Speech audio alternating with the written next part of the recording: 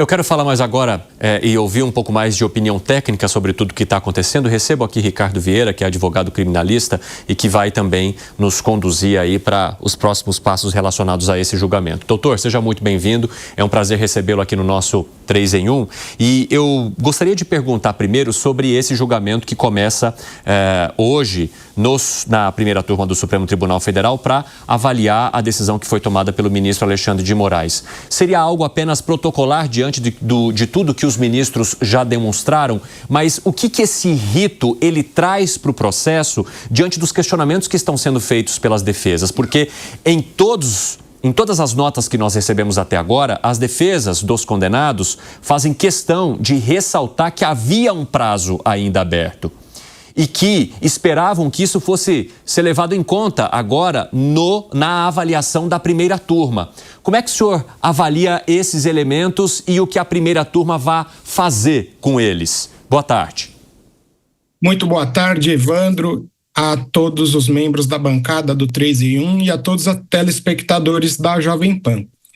Essa decisão do ministro Moraes, agora de tarde, de antecipar ou de deixar não se esgotarem ainda alguns embargos ditos infringentes, é importante colocar, Evandro e a todos os telespectadores, o artigo 333 do Regimento Interno do Supremo Tribunal Federal, que inclusive o Zé Maria mencionou pouco antes. O artigo 333, ele fala dos embargos infringentes, mas ele fala realmente do pleno. E é uma questão que, por mais que já tenham alguns entendimentos do STF acerca do cabimento ou não dos embargos infringentes, o texto literal do regimento interno, ele fala sobre o julgamento no pleno e não nas turmas. E vale lembrar que é um parágrafo único do artigo 333 que foi redigido em 1985. Superada essa questão, é importante dizer que eu verifiquei, o ministro Moraes, ele considerou alguns recursos meramente protelatórios. O que isso significa? Que esses recursos não vão alterar o estado do julgamento, muito embora, como se sabe, ainda existam recursos por parte das defesas acerca desses embargos infringentes. E agora o ministro Moraes, ele tomou uma decisão monocrática e por conta até da própria estrutura do Supremo Tribunal Federal, a decisão monocrática, ela tem que ser convalidada nas turmas, porque o Supremo Tribunal Federal, pela sua própria essência, é um órgão colegiado.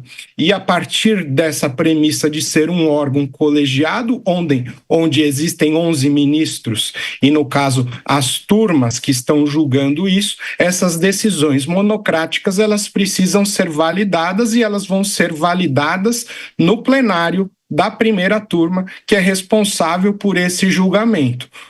Eu acredito, Evandro, que não vai mudar muito os entendimentos anteriores, porque os ministros já consideraram que os embargos de declaração, e até para exemplificar para os ouvintes, o embargo de declaração ele é cabível quando existe uma omissão, contradição ou obscuridade.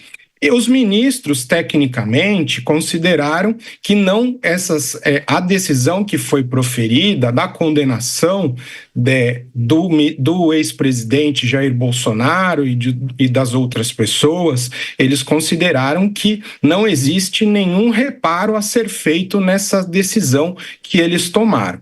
A questão que se discute agora é justamente o voto de divergência que o ministro Fux fez quando do julgamento e, como disse, o artigo 333 do Regimento Interno do Supremo Tribunal Federal tem esta lacuna. Ele não fala especificamente das turmas, muito embora o STF, através de jurisprudência, tenha já tomado a decisão em casos similares. Mas eu acho que é mais prudente para justamente não gerar qualquer tipo de dúvida ou questionamento futuro, que o ideal seria esgotar todos os recursos, não cabendo mais recurso, e aí sim se certifica-se o trânsito em julgado das condenações e efetivamente se expede-se a guia definitiva de execução penal. Doutor, nós temos perguntas também aqui dos nossos comentaristas, vou abrir um espacinho aqui para eles, vai lá, Gani. Obrigado, Evandro. Doutor Ricardo, exatamente essa a minha dúvida. Do ponto de vista técnico, uma vez declarado o trânsito em julgado, acabou a possibilidade de entrar com os embargos infringentes ou é possível, mesmo assim, após o trânsito em julgado, entrar com os embargos infringentes? Olha, o trânsito em julgado é o termo jurídico utilizado dentro dos processos, seja na esfera penal, seja na esfera civil, de que não cabem mais recursos e que o processo não vai ter mais nenhum tipo de modificação, ou seja, as decisões tomadas serão mantidas. Eu entendo que o único recurso cabível diante de todo o cenário é a revisão criminal prevista no Código de Processo Penal e é um instrumento jurídico utilizado somente após o trânsito em julgado. Então, até a data de ontem, a revisão criminal não poderia ser tomada. Agora, com essa expectativa do plenário confirmar o trânsito em julgado das condenações, aí sim é permitido que se faça uma revisão criminal dos casos e o Código de Processo Penal,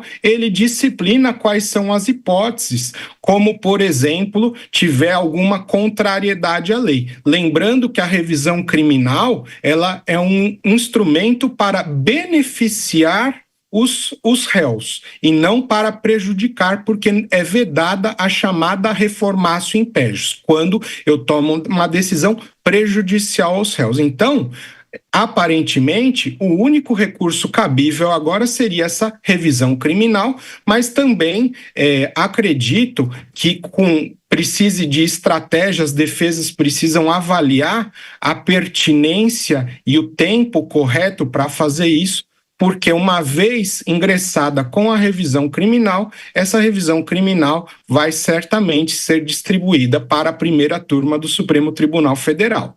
Fala, Piperno. Doutor, boa tarde. Nesse lote de condenados há uma série de militares. Eles agora também são passíveis de serem punidos pela Justiça Militar? Passarão por outro julgamento? Eles estão sujeitos, sim, à perda de patente. E uma coisa que a gente tem que colocar aqui no debate é o seguinte: o Código de Processo Penal, ele prevê, digamos assim, entre aspas, prisões especiais para certas pessoas, que essas prisões, elas especiais, como, por exemplo, militares serem recolhidos a quartéis, a salas de Estado Maior, até mesmo essa questão do ex-presidente Jair Bolsonaro estar recolhido lá na carceragem da Polícia Federal, são prisões, como eu disse, entre aspas, especiais, porque todos são iguais perante a lei, mas tem algumas pessoas, pelas funções que exerceram, elas não podem ser misturadas ao cárcere comum. E uma questão até que fica de reflexão, porque o Código de Processo Penal estabelece isso para prisões provisórias. E a partir do momento que você tem o trânsito em julgado de um processo e essa pena vira uma pena definitiva, a rigor não teria direito a essa prisão, digamos assim, especial. E isso também deve ser visto como uma reflexão até para os parlamentares aperfeiçoarem a lei de execução penal para preverem essas situações. Porque, por exemplo, não é crível que um ex-presidente da República seja encarcerado com presos perigosos, com presos que respondem crimes por homicídio, por tráfico de drogas, enfim, crimes considerados graves pela legislação.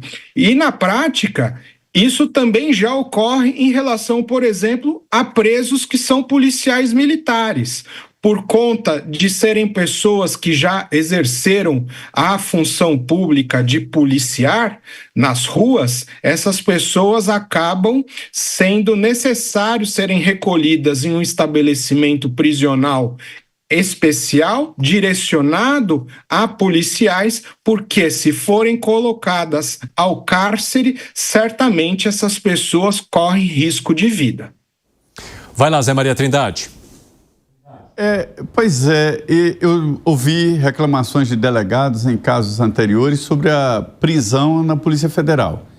Eles argumentam lá de que não tem condições, como um presídio, de atender as demandas de visitas e de plantões, né? Os plantões terão que ser fortificados e eles não têm material humano e tal. Uma superintendência da Polícia Federal pode levar ao ministro que vai executar a pena e dizer: olha, nós não temos condições de cumprir essa pena toda, né? De 27 anos aqui na Polícia Federal. Por outro lado, eu acho que é preciso fortalecer ali a superintendência da Polícia Federal, que é frágil em se tratando de a possibilidade de um resgate ou coisa parecida, né? Quer dizer, existe essa possibilidade da Polícia Federal ir ao ministro Alexandre e falar: olha, nós não temos condições de manter o preso aqui? Zé Maria, eu acredito sim que exista. Realmente muda a rotina dos policiais, porque você tem um ex-presidente da República encarcerado e sob os cuidados da Polícia Federal.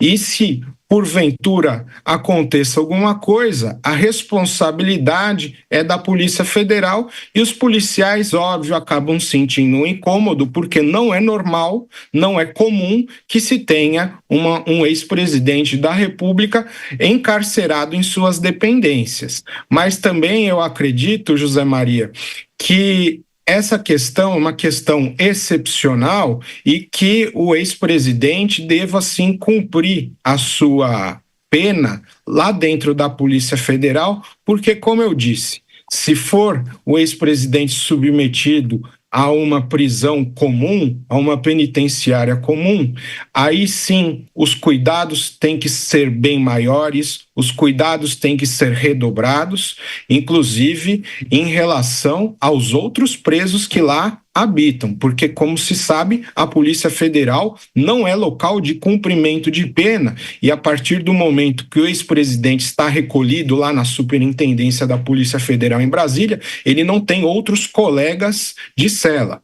E a partir do momento que, se porventura for dada uma ordem para execução da pena lá no presídio da Papuda, eu acredito que o grau de segurança ainda tenha que ser maior, em relação não só ao entorno da prisão, mas também dentro da prisão, para separar o ex-presidente em relação aos demais presidiários, porque lá existem presos de toda a natureza. E tem que separar o joio do trigo, como eu disse, porque não pode um ex-presidente ser misturado com presos que, porventura, respondam processos de homicídio, que é o crime mais grave que está previsto na nossa legislação.